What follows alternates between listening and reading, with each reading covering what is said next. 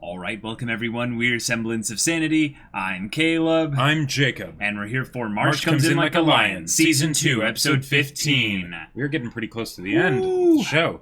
But we have a match between Rei and Souya, which has been foreshadowed for a long time now. But Souya's not doing well. Souya is in a bad way right now. He's not in his Super Saiyan state like he usually is. This is really bad. It's really bad. And this will definitely make the match more interesting because then Rei could have a chance and it's a character. And it's a character focus, even if they don't necessarily get into Souya's headspace, because they've never done that before. We're probably going to get some good Souya focus either right here or once the match is over or something like that. Yeah, there are obvious parallels we are going to draw between Rei and Souya, but there's going to be this unique vision that we'll get with regards to what makes him different. And that's where I can see a lot of really interesting things happening. So, y'all, without further ado, let's get into this. All right, everyone, we're going to be starting the episode in 5, 4, 3, 2, 1, now. Oh. The White Storm. That's an interesting track choice. Yeah.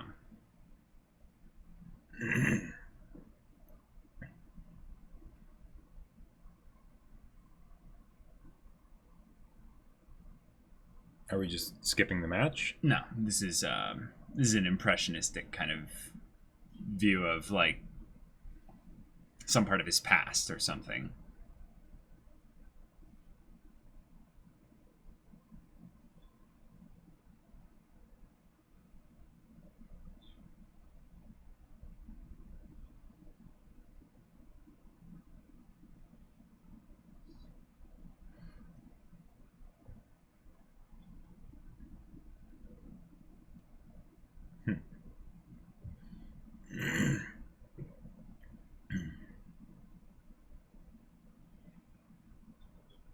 Oh.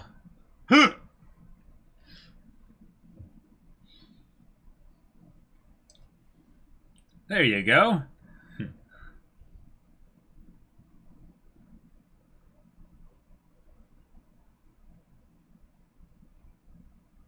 Very cool. All right.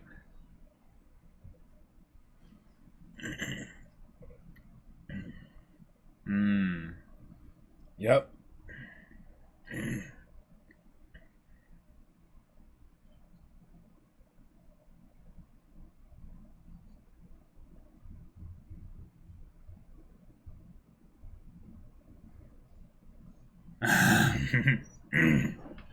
Yeah. Right.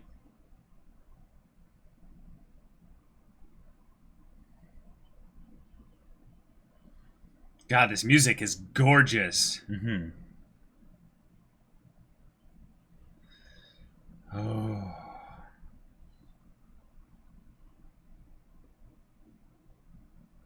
All right. And into the OP. Here we go.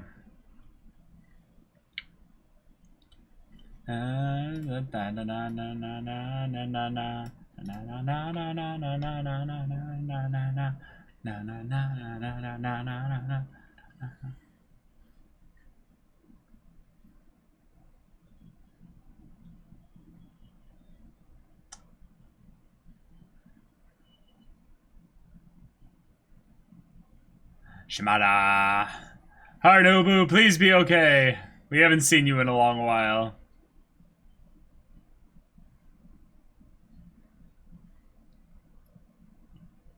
Da da da da da da. Na na na na na na. Na na na na na na na na na na na.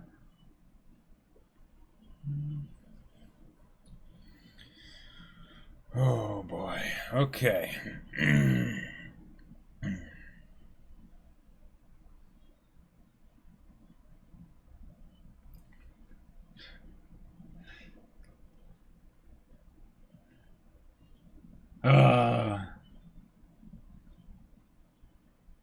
I feel like this is one of the few shows I've seen where the OPs have like actual character development in them. Oh, really? Like, you think about, like, how much, like, they develop with the story, and so much is that, like, they have actual character to them.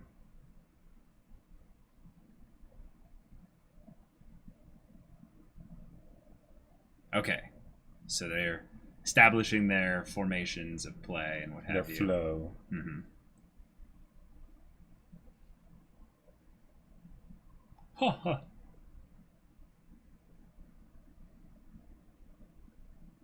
Cool. So this is their conversation. Right. And we'll get characters basically.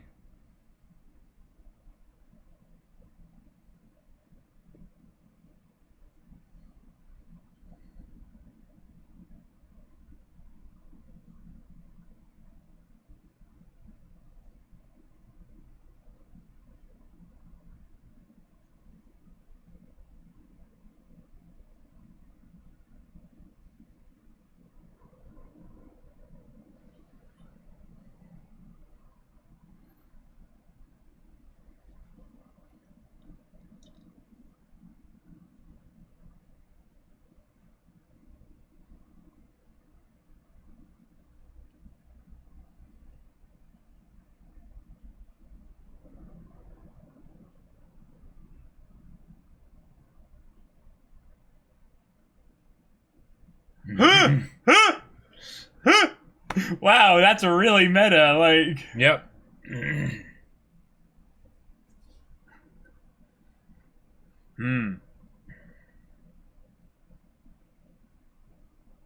Cool.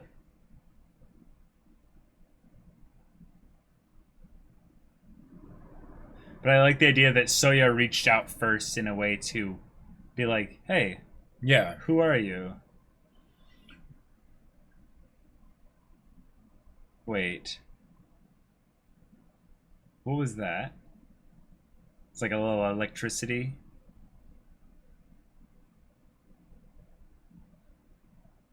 Oh, did he just screw up?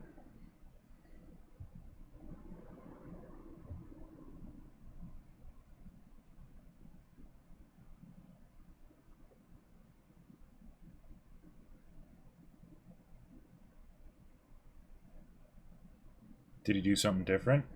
Yeah. Oh no, he did do it. Oh, yeah.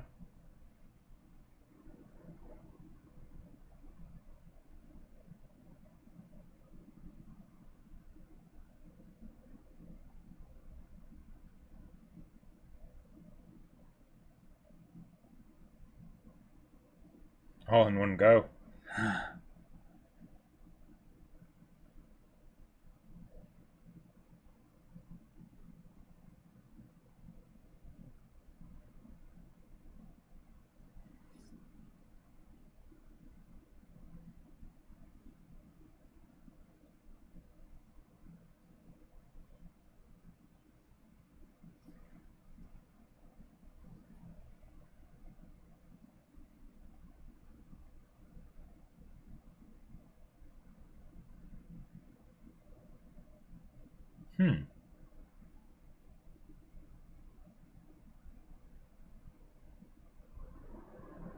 Just the idea that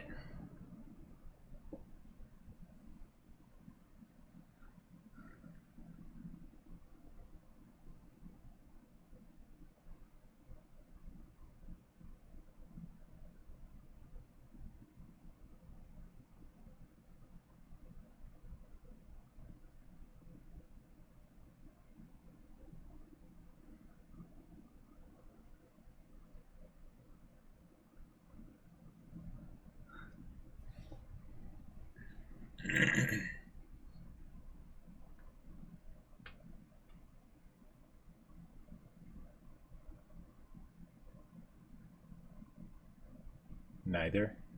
yeah.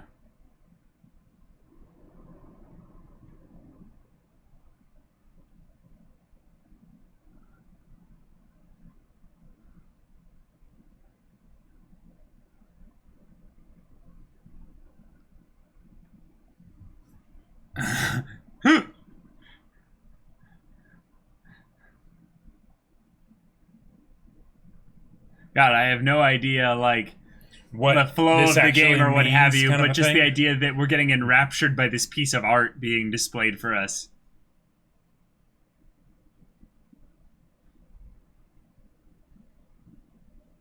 Subconsciously, he was just in the flow of it. Mm-hmm. It's like he's underwater. Yeah.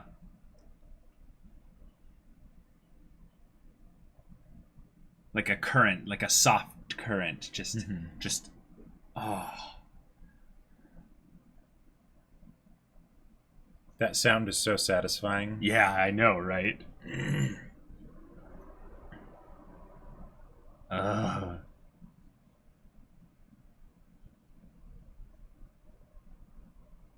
Oh. Wow. And he's not even hiding it with his body language either.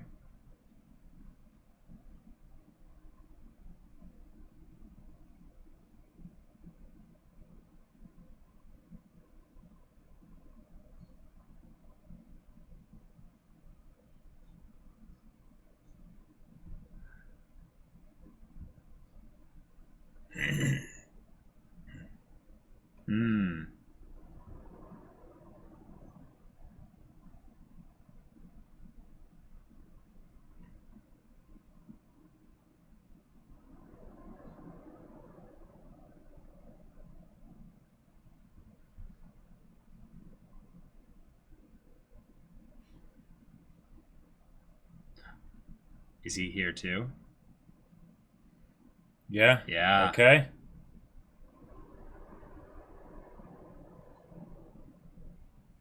Should talk to him. Mm-hmm. So Souya won the match. Right.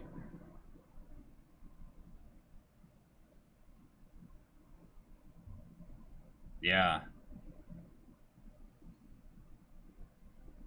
Nope.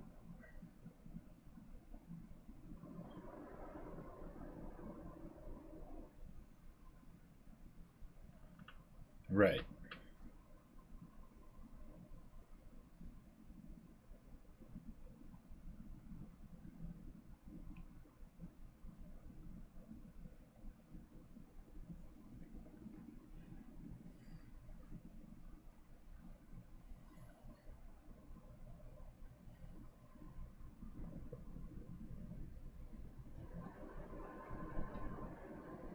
Okay. Right.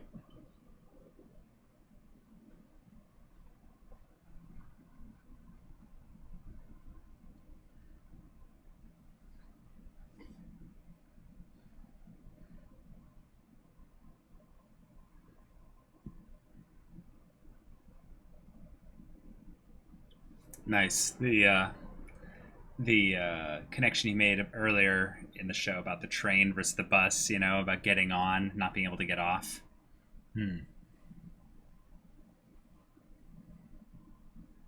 Yeah?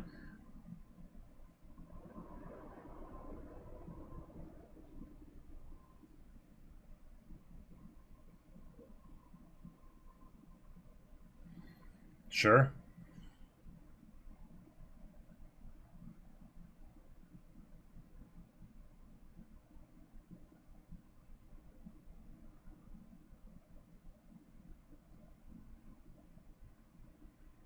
Sure.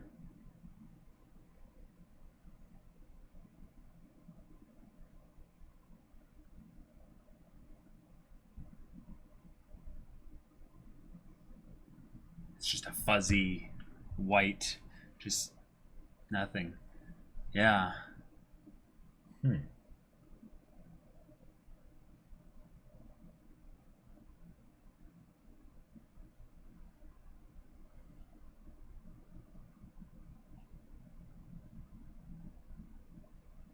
Huh.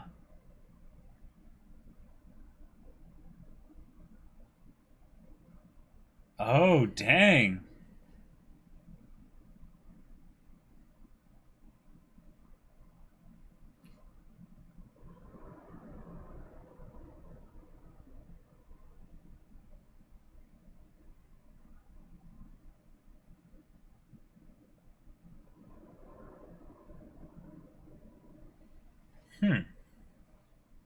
Oh, cool. Nice.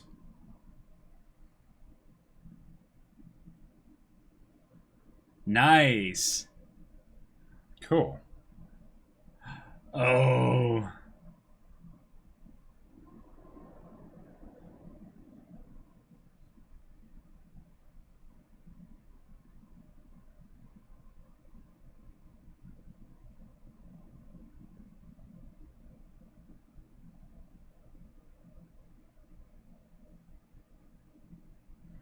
Whoa.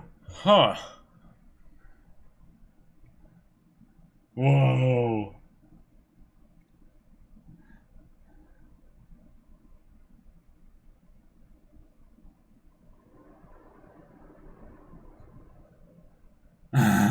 But he hadn't. Nope. Whoa. Okay.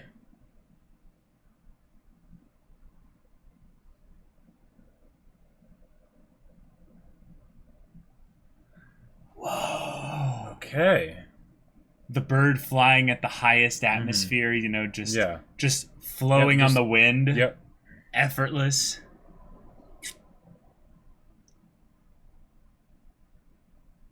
Oh. So they both have to get off the train. Yeah. Huh. Oh, okay.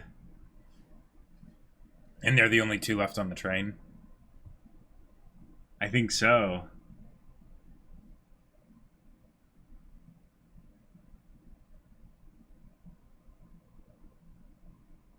Oh, and he's just asleep. He's tired.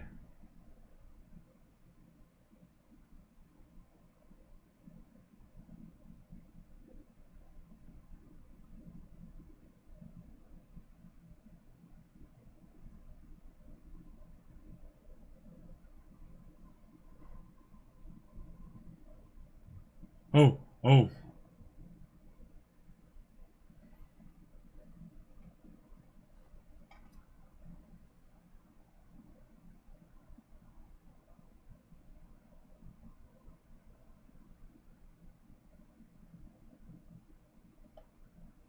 Hmm.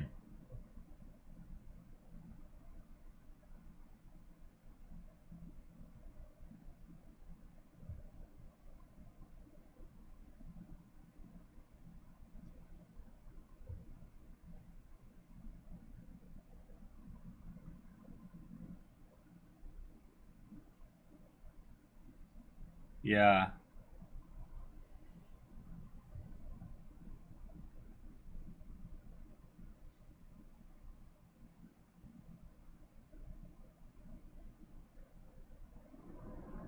Whoa. Whoa.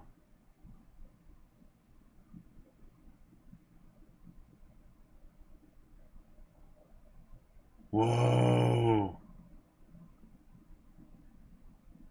He's deaf. Like,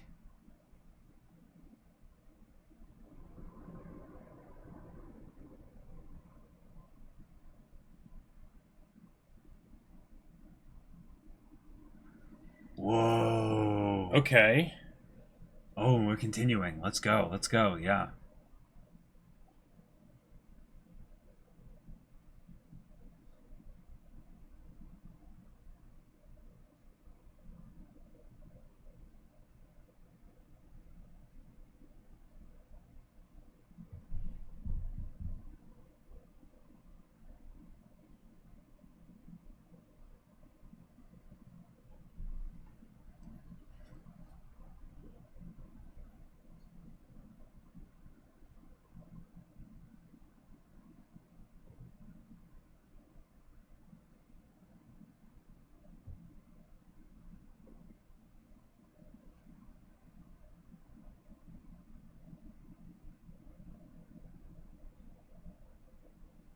Oh, cool.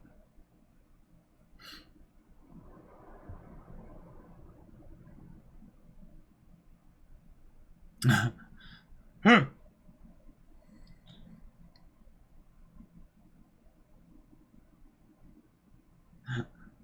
Now he's looking at the next place to go. Yeah. Oh, this is sweet.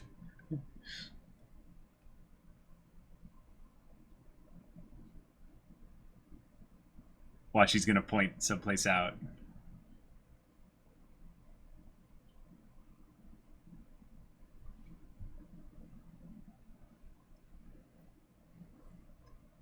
Okay. He's trying to point something out.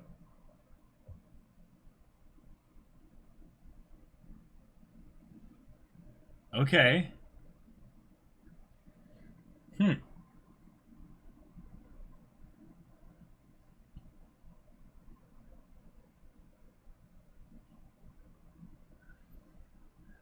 Okay.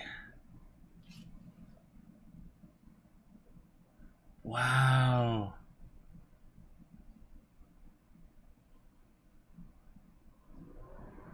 All right. That's convenient. Cool. Ah! Huh!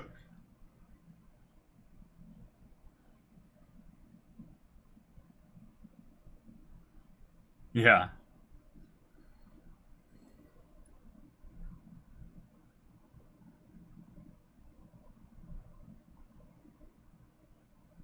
Yeah. Oh, yeah.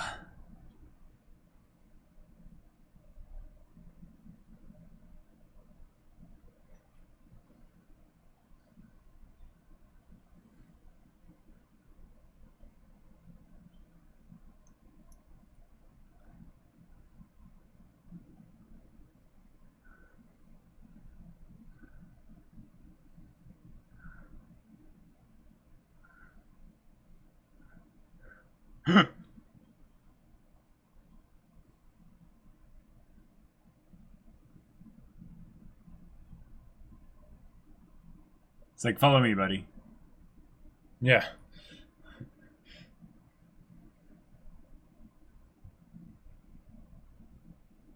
It's almost like he's a specter in terms of like just the way he's his presence is so muted and quiet and barely noticeable.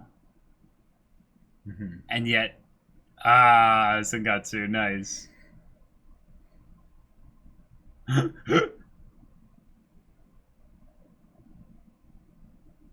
And look at him, he's basically taking care of both of them. Yep. And this is his usual routine from before. Yep.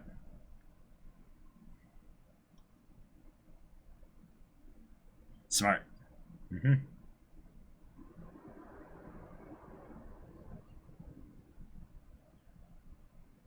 Oh.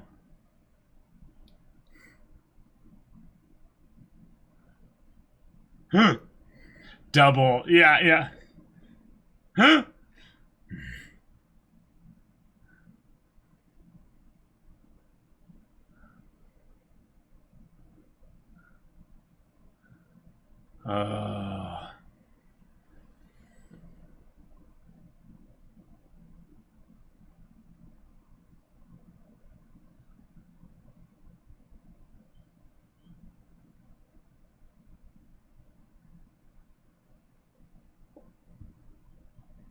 Okay. Whoa. Yeah, in this ED. Yeah.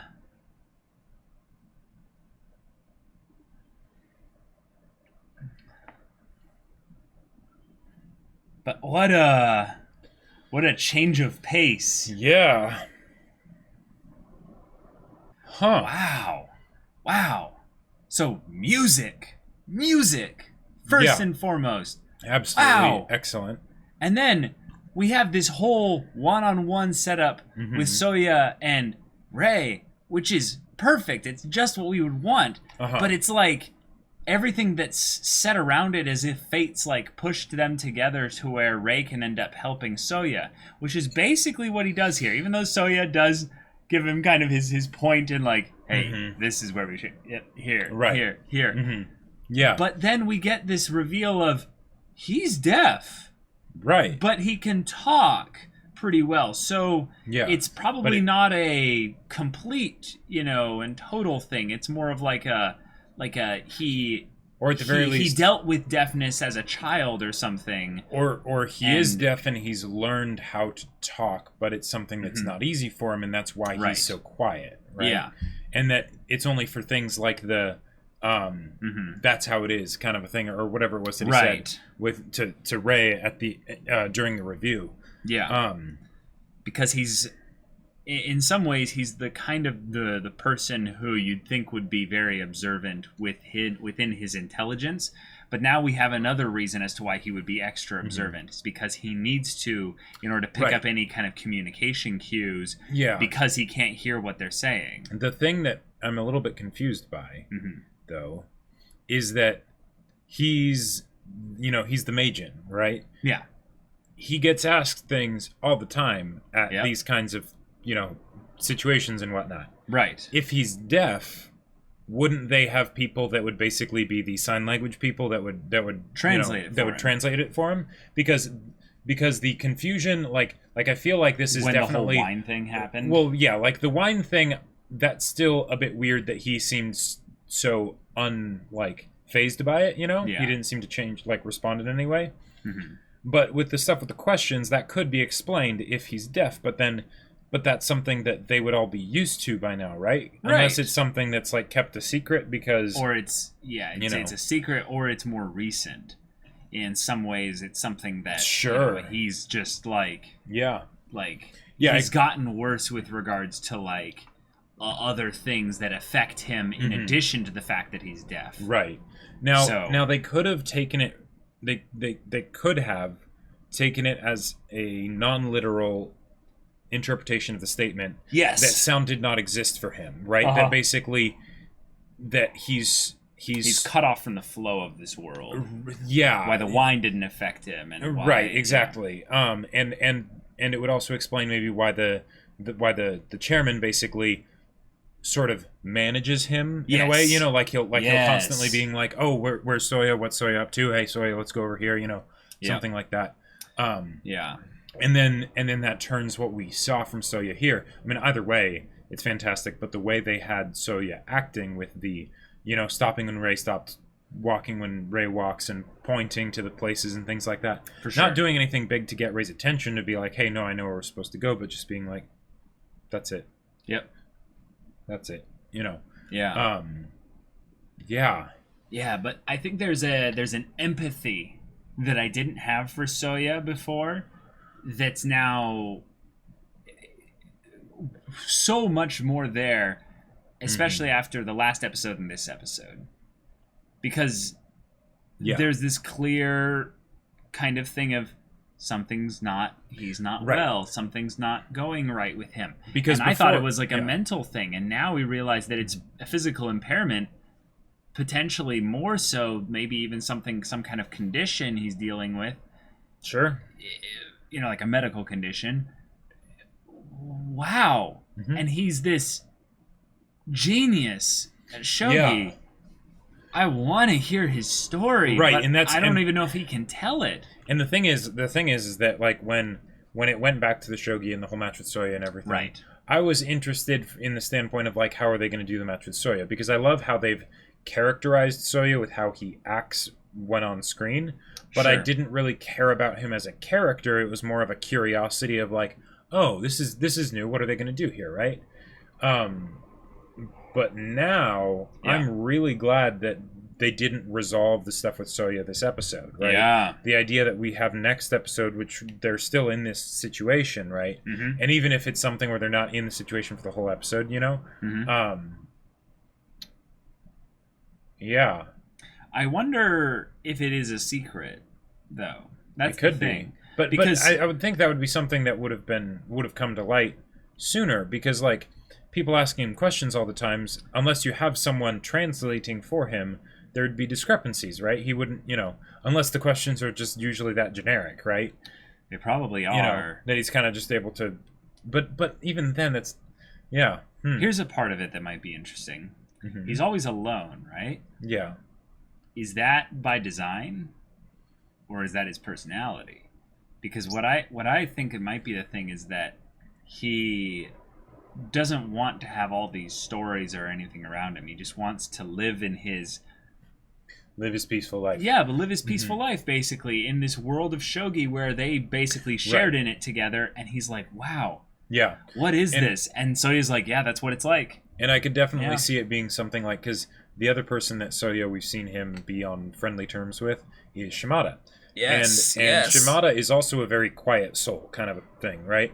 With Rei, even more so. So I would not be surprised if basically this is where they're able to have that connection, because Rei is able to actually be quiet enough in order to pick up on these things that Souya does, like the pointing and things like that. Yeah. Even if he doesn't pick it up right away, because, this is something that he's not used to. Yeah. Sorry, it's just stretching here. My back was having some issues. Okay. So, yeah. Yeah.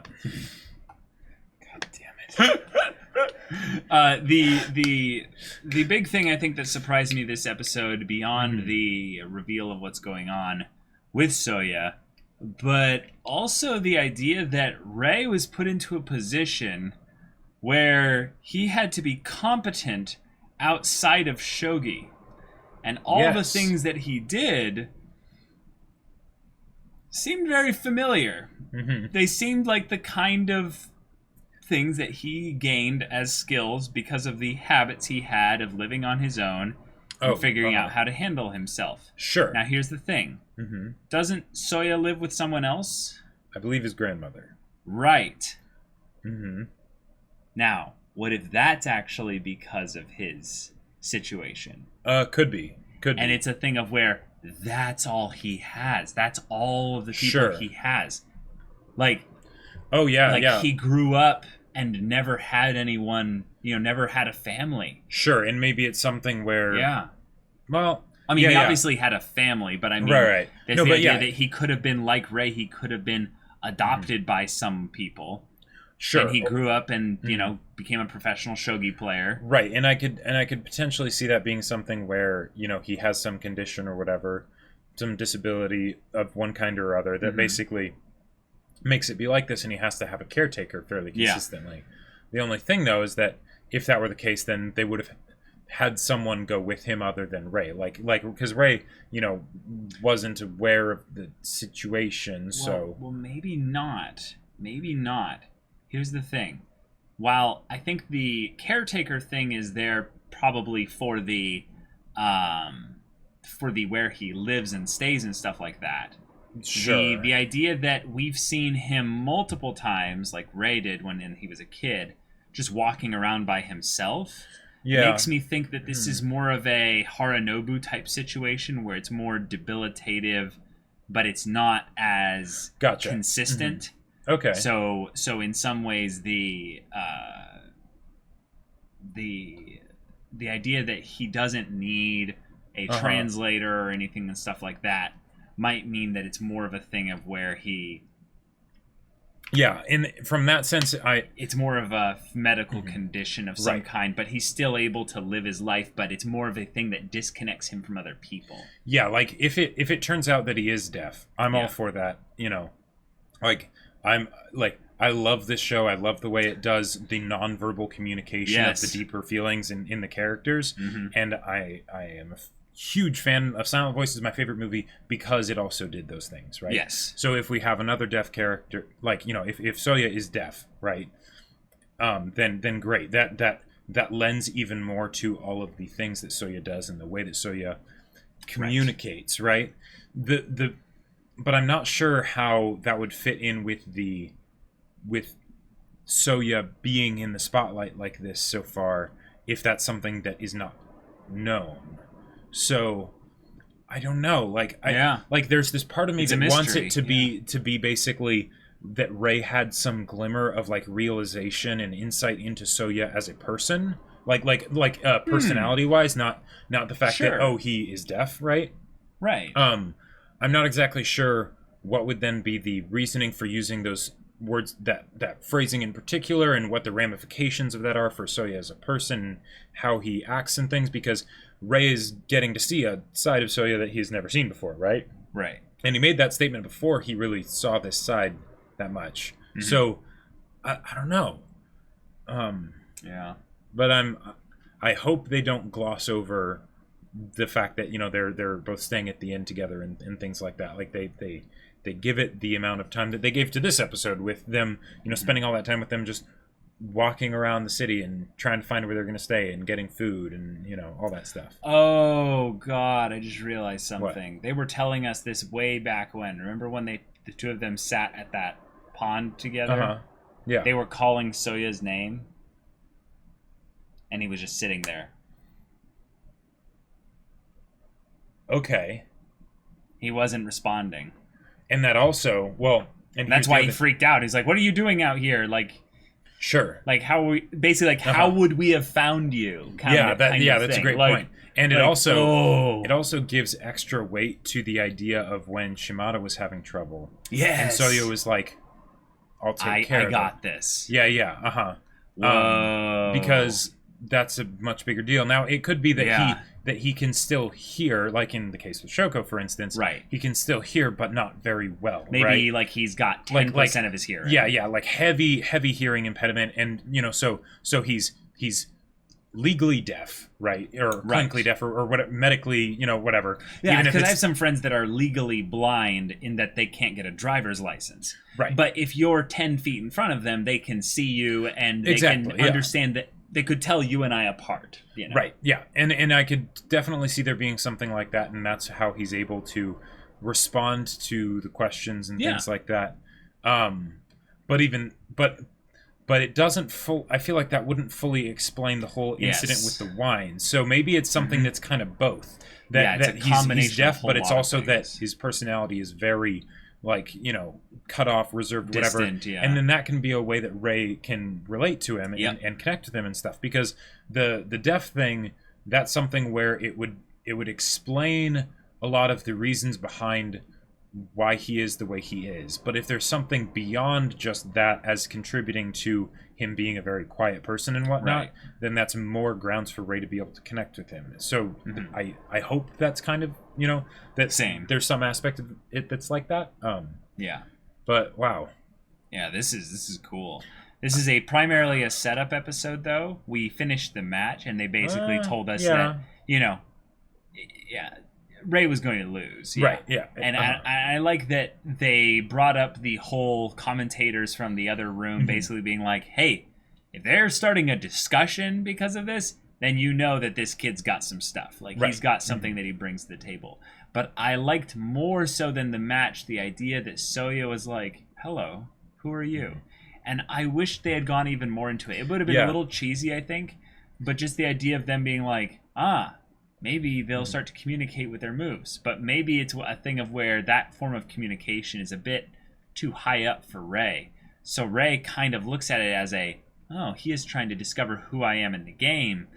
But he doesn't look at it as a who are you as a person kind of introduction. And I would not be surprised if they decided to go for the angle that for Souya they're kind of the same thing. They are, yeah. That basically because his life is shogi. His life is shogi, right? You don't get to this level and be half-assing the thing for one. Sure. But usually if you're at that level, then there's some kind of almost obsession with it, or that basically language you speak. Yeah, exactly. Yes. Where it is the language you speak, right? Yes. And that's your natural way of thinking and all of that. Communicating. Yep, exactly. So I would not at all be surprised if they decided to do something like that, and that's maybe why, you know, with the wine he was sort of just, oh, okay, yeah, whatever. Yeah, maybe that had never happened to him before. So.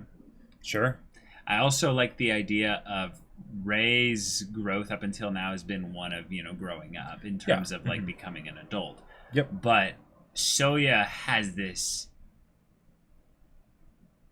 youthful, cold kind of innocence to his look, in that they make him look younger intentionally. Yes. Yeah. And hence then the jokes with the chairman and Shimada. Right. But then also the fact that he's kind of helpless in certain circumstances. It makes it seem like he's kind of a baby. He's kind of he's kind of right helpless in that regard.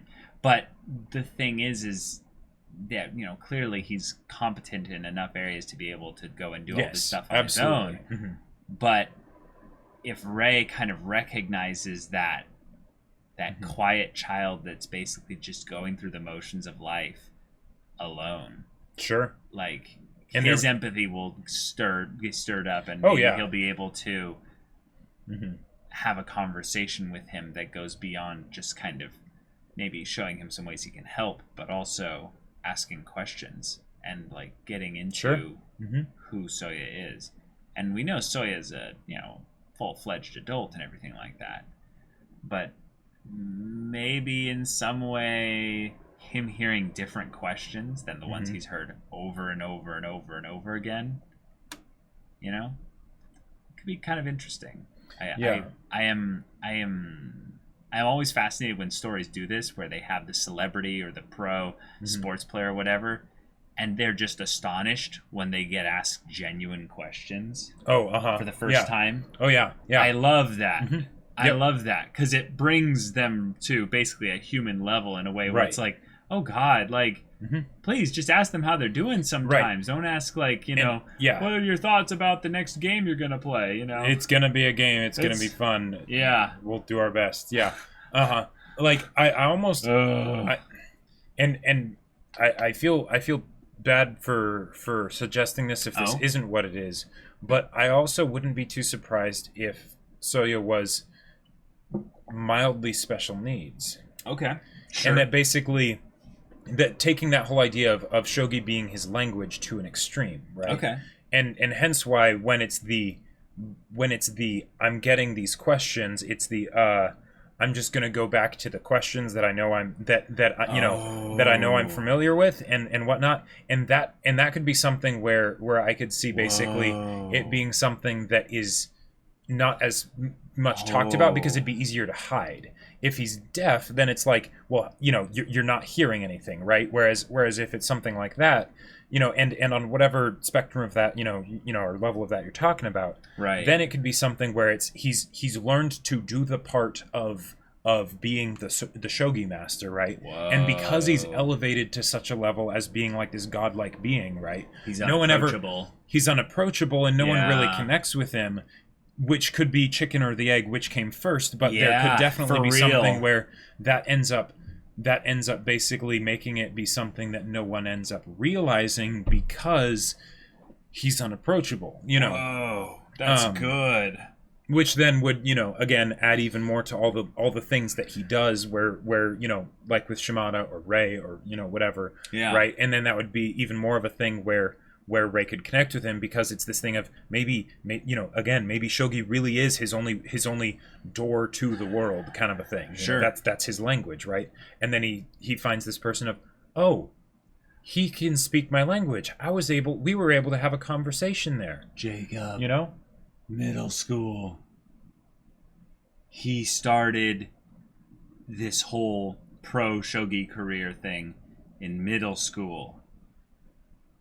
That lends so much more credence to your theory too. Yeah. Because if it was around the time he was about to hit puberty, he, Well, it could basically when be he was a kid, a similar thing to what we saw with Hina's. Well, Ray, but also with Hina's situation the idea of when kids can be vicious at that time. So it's just like, okay, I'm just gonna do my thing. I'm going to play this game that I love so much, and And they don't have to actually they don't even have to have it be something where he's like medically special needs in any way, shape, or form, but they could do that. But it could also just be something where he's he was the quiet, timid kid, a lot more straight, on the board of shogi. Right, exactly. A lot more of a straight parallel to Ray. Right. Maybe without the trauma in the family. Holy crap. Yeah, so but the idea that they were both forged into shogi players because of not in spite of, but more because of the things that happened to them, and it makes sense. That would be so like crazy. Mozart,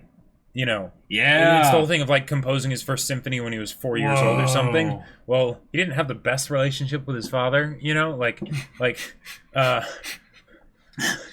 he was made, and so that whole thing where out of some intense negative, whether in direct cause because of the negative that was intentionally driving them towards this thing, or as a thing of this is what they turned to escape from the negative. Yeah. Then they become this expert in their craft that then later everyone is like, wow, this is incredible. Yeah.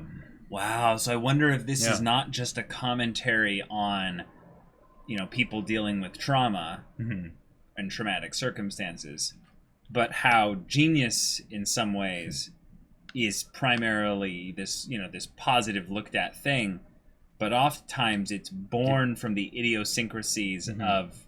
It's born from pain. It's born from pain. It's not, it's not just... I'm not going to simplify it to pain, but I'm basically going to say that there's these things that are the idiosyncrasies of normal life that break off and give you opportunities for different paths. And a lot of them are painful. But the idea that the stronger the idiosyncrasy, the stronger the irregular kind of forming of a person, the more opportunity there is for this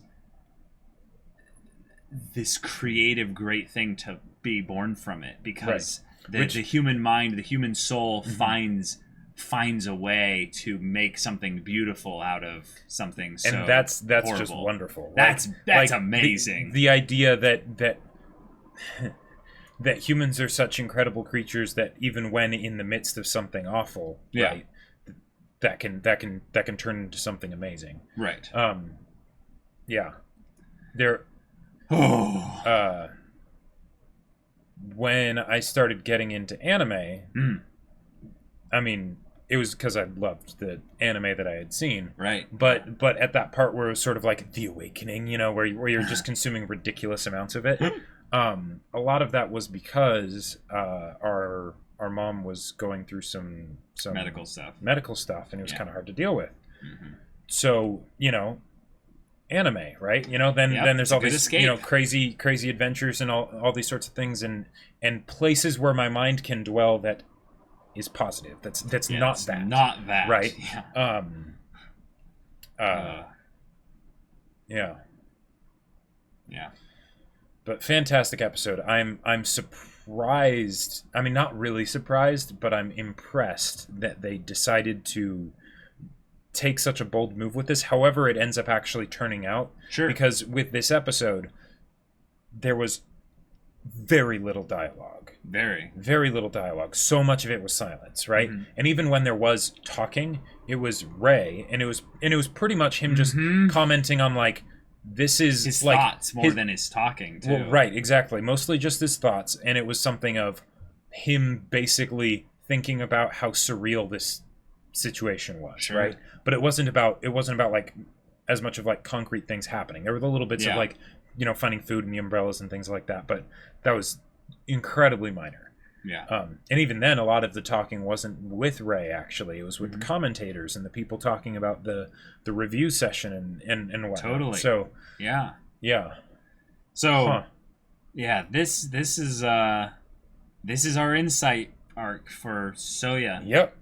I want more. Me too. I want a lot more. Me too. So y'all, thank you so much for watching this episode's reaction and discussion. If you want to see the next episode's reaction discussion right now, go check out the link in the description below for our Patreon. You can get on early access there. You can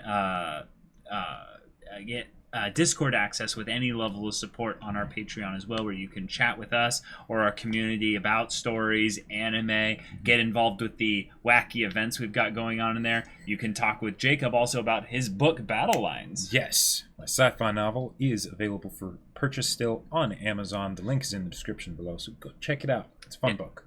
Yeah, so if ain't that interests you, we'll see you there. But until then, we're Semblance of Sanity. I'm Caleb. I'm Jacob. And we'll see you all next time.